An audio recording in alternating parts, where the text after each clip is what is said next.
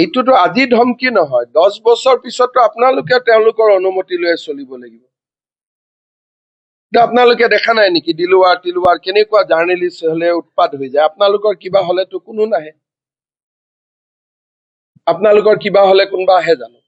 গতিকে আপোনালোকে কেতিয়াবা হিন্দু জাৰ্নেলিষ্টৰ মিটিং কৰিছে নেকি?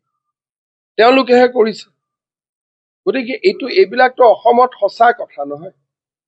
গতিকে আমাৰ জাতিটো দাব খাই খাই খাই খাই কিছুমানে চাৰেণ্ডাৰ কৰিছে, কিছুমানে যুঁজিব চেষ্টা কৰিছে, আকৌ যুঁজিব চেষ্টা কৰা কেইটাকে টকশ্বো পাতি পাতি আকৌ মনটো বেয়া কৰি দিয়ে। কেইটামানে যুঁজি আছে, যুঁজি থকা কেইটাকো আকৌ টকশ্বো পাতি গালি গালাজ কৰি সিহঁতৰ মনটো বেয়া কৰি দিয়ে। ক'ত যুঁজিব? লাষ্টত আপোনালোকৰ ভন্টি বাইদেউকো সেই জেগাতে বিয়া দিব লাগিব।